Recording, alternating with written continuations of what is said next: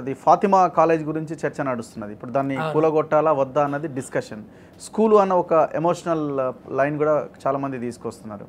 And దాంతోపాటు ఈయన Anurag college, Mallareddy college, మర్రి ఆయన ఎవరు రాజశేఖర్ రెడ్డి ఆయన అల్లుని కాలేజెస్. సో ఇట్లా రకరకాల డిబేట్స్, ఎమోషనల్ డిబేట్స్ కూడా జరుగుతూ ఉన్నాయి. సో వీటి విషయంలో ఎట్లా డెసిషన్ తీసుకోవాలి అంటే నేనంటాను, ఇట్లా సడన్గా మనం ఇప్పుడు ఉదాహరణకి ఆ ఓవైసీ వాళ్ళదే ఉంది. సో డెఫినెట్గా పిల్లలు ఎఫెక్ట్ అవుతారు. అకాడమిక్ ఇయర్ మధ్యలో అయితే పిల్లలు ఎఫెక్ట్ అవుతారు. అంటే నేనంటాను ఒక డ్రాస్టిక్ రికమెండేషన్ చేస్తాను. నేను ఒక ఆర్డినెన్స్ తీసుకొచ్చి ఇవన్నీ కూడా గవర్నమెంట్ టేక్ ఓవర్ చేయాలి. ఓకే.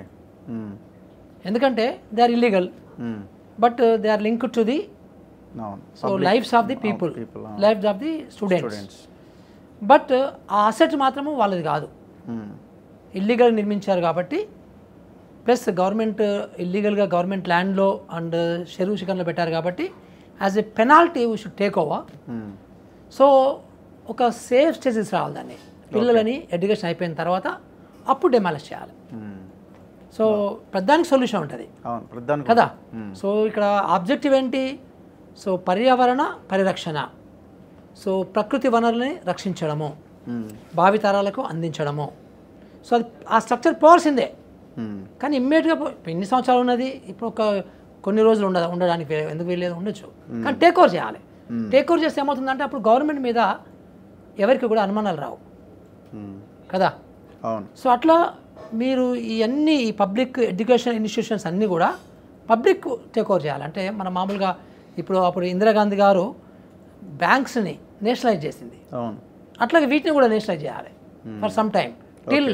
అంటే కొత్తగా అడ్మిషన్స్ చేయొద్దు, ఉన్న పిల్లల్ని అవగొట్టేసేసి పంపించేయాలి, దెన్ డిస్మాంటిల్, దెన్ రీస్టోర్, అలాంటి చేయొచ్చు. కానీ ఇక్కడ ల్యాండ్ కూడా ఆ భూమి ఎంతవరకు చెరువుకి తీసుకురాగలుగుతారు అన్నది కూడా పెద్ద క్వశ్చన్ మార్క్గానే మారినట్టు. ఎందుకు ప్రాబ్లం ఏంటి?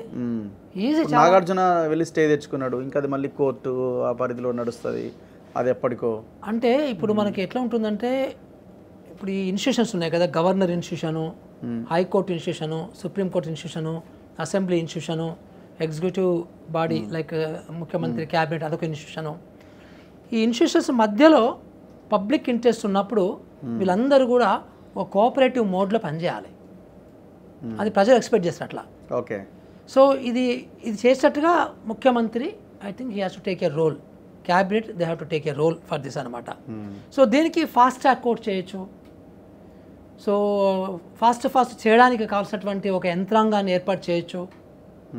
సో దాన్ని ఒక లాజికల్ ఎండ్కి తీసడానికి, తొందరగా లాజికల్ ఎండ్ తీసడానికి గవర్నమెంట్ ప్రయత్నం చేయొచ్చు.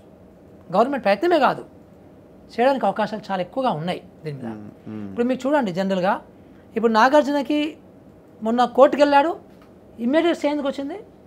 నువ్వు కోర్టుకి వెళ్తే స్టే వస్తుంది నీకు అంత ఇమ్మీడియట్గా రాదు. అసలు హౌస్ మోషన్ పిటిషన్ వేయడానికి నాకు అవకాశం లేదు కదా. ఎందుకు వచ్చింది మరి నాగార్జునకి? అంటే కోర్టులు కూడా ఒకలాగా పనిచేసాయి అనమాట. సో డబ్బున్నోళ్ళ గురించి పనిచేయచ్చు, లేకపోతే అది పబ్లిక్ ఇంట్రెస్ట్ ఎక్కువ ఉందని చేయొచ్చు. బట్ ఇది మోస్ట్ పబ్లిక్ ఇంట్రెస్టెడ్ లిటిగేషన్స్ ఇవన్నీ కూడా. అంటే మొత్తము ప్రజా సంబంధమైనటువంటి ఒక లిటిగేషన్స్ కాబట్టి డెఫినెట్గా హైకోర్టులు స్పందించాల్సి వస్తుంది, ఫాస్ట్ ట్రాక్ కోర్టులు వేయాల్సి వస్తుంది. దానికి సంబంధించిన ఎక్స్పెండిచర్ అంతా కూడా గవర్నమెంట్ పికప్ చేసుకుంటుంది, not an issue at all. So ఆ రకంగా తీసుకెళ్ళాలి, లీడ్ చేయాలి. సో ఇక్కడ